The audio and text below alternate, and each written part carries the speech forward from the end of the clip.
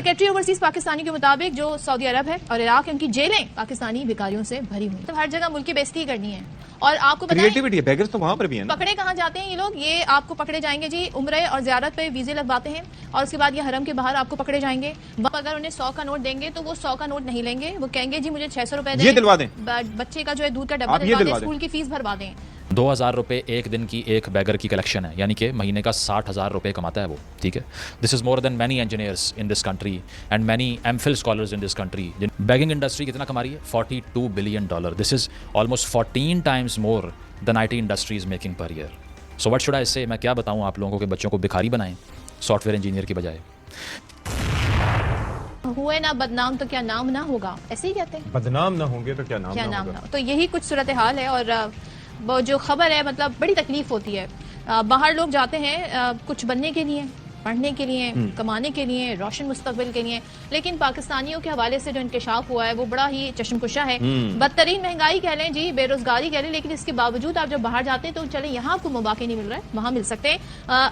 पढ़े लिखे हुनरमंद अफराद कमाने की गर्ज से बाहर जाते हैं, लेकिन पाकिस्तान के कुछ ऐसे लोग हैं जो भीख मांगने के लिए बाहर जा रहे हैं। ये पाकिस्तानी भिखारी भी कमाने के लिए बैरून मुल्क पहुंच गए हैं। और ये इंकशाफ कहां पर हुआ है? ये सेनेट की कायमा कमेटी बराए समंदर पार पाकिस्तानी के इजलास में इंकशाफ हुआ है। हुकूमत की जो नुमाइंदा है जी, उनकी जानिब से हुआ है। और सेक्रेटरी देखा गया है, सेक्रेटरी ओवरसीज पाकिस्तानी के मुताबिक जो सऊदी अरब है और इराक है, उनकी जेलें पाकिस्तानी भिखारियों से भरी हुई। अच्छा, ये जाते हैं बेहतर मुस्तकबिल के लिए। अब देखें कितनी ज्यादती है।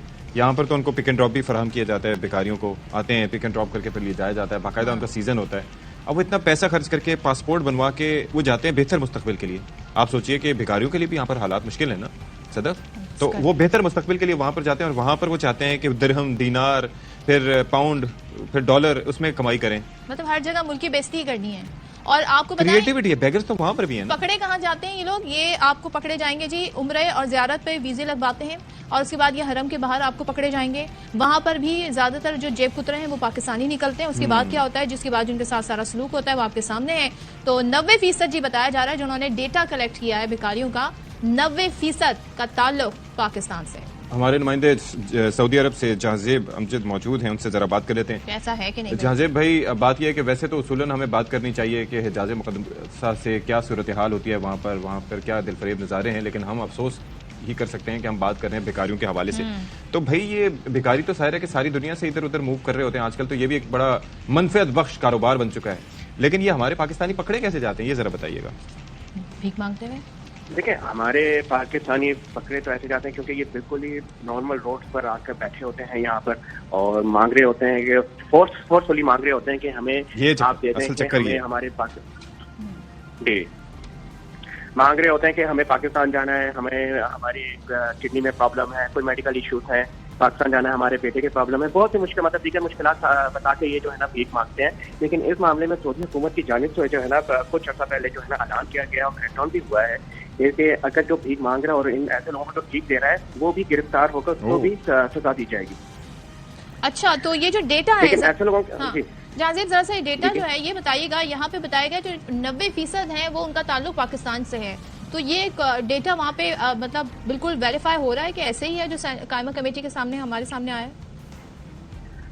जी देखें, सऊदी हुकाम की जानिब से जो है सफारत खाना पाकिस्तान के जो मुताल्लिका डिपार्टमेंट और अफसरान है उनको सऊदी जेल की तरफ से डाटा प्रोवाइड किया जाता है। बिल्कुल।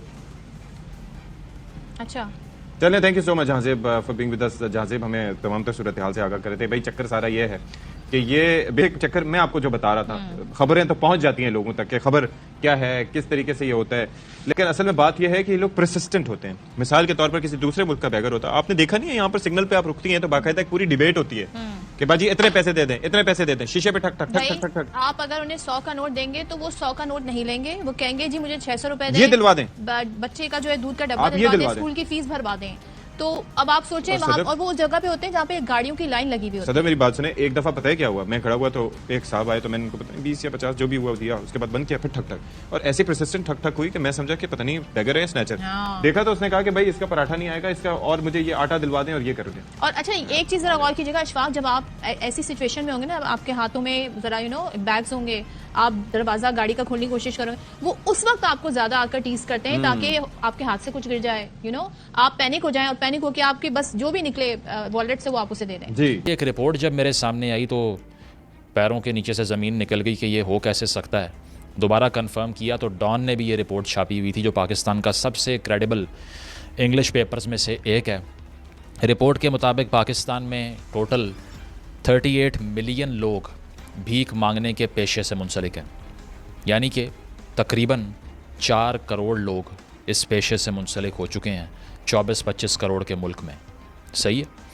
इसके साथ साथ आपने ख़ुद एक्सपीरियंस किया होगा, आप किसी भी पाकिस्तान के शहर में चले जाएं इस वक्त, बड़े शहरों की मैं अगर बात करूं तो इस्लामाबाद हो, इस्लामाबाद में थोड़ा कम है वैसे, लेकिन लाहौर हो, कराची हो, आपके लिए सड़क के किनारे गाड़ी रोक के कोई काम करना अजाब बन जाता है, क्योंकि चारों तरफ से गाड़ी की चारों विंडोज़ की तरफ से ना आपको लोग आकर नॉक करना शुरू कर देंगे, पैसे दे दो, ये दे दो, वो दे दो। सिग्नल पे रुकोगे अजाब बन जाएगी ज़िंदगी। कोई गाड़ी में बैठ के कोई बात कर रहा है, कोई कॉल कर रहा है, पैसेंजर, ड्राइवर नहीं, उसके लिए अजाब बन जाएगा कि गाड़ी नॉक होती जा रही है। तो ये इतने बड़े नंबर में इनके नेटवर्क्स फैल चुके हैं कि पाकिस्तानी लोग मुझसे इत्तफाक करेंगे कि ये दर्द सर बन चुका है, ठीक है। और उसकी वजह ये नंबर है कि अगर 4 करोड़ के करीब लोग ये काम कर रहे हैं तो इसका मतलब है they are everywhere and out of control as well.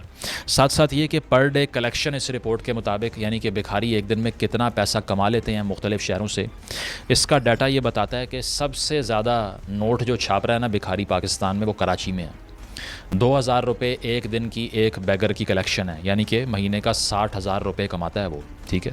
This is more than many engineers in this country and many MPhil scholars in this country, जिनकी पहली तनख्वाह भी इतनी नहीं होती माशाल्लाह। लाहौर में एवरेज पर एक बैगर यानी कि एक भिखारी 1400 रुपये रोज़ के कमा लेता है, थोड़े से कम कराची से।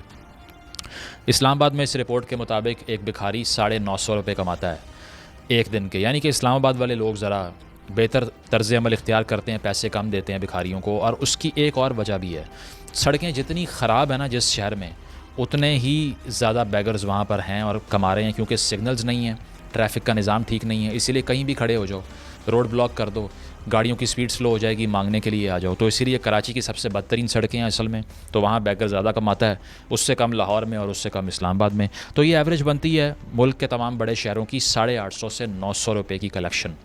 एक भिखारी ऑन एवरेज पाकिस्तान में बड़े शहरों में अगर वो अपना धंधा चला रहा है तो वो 900 रुपये के करीब एक दिन के कमा लेता है। अब इस लिहाज से 38 मिलियन से इस रिपोर्ट ने जब रेवेन्यू निकालने की कोशिश की तो आपको यकीन नहीं आएगा कि रोज़ाना की बुनियाद पे एवरी सिंगल डे एक भिखारी जो बाहर निकलता है फील्ड में, अगर उन तमाम की कलेक्शंस को मिला लिया जाए तो 32 अरब रुपए भिखारी पाकिस्तान में रोज़ कमा रहे हैं।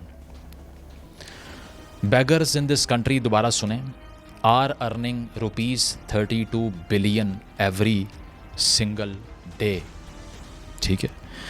एनुअली ये बनता है 117 ट्रिलियन रुपीस, 117 खरब रुपए की इंडस्ट्री है। यानी कि ये अगर डॉलर टर्म्स में मैं आपको बताऊं, अगर आप इंटरनेशनली इस वीडियो को देख रहे हैं बाहर बैठ के पाकिस्तान से, so the begging industry in Pakistan is $42 billion per year according to the report published by Dawn News, Economic Times and many other international papers as well. Links दे दूंगा डिस्क्रिप्शन में।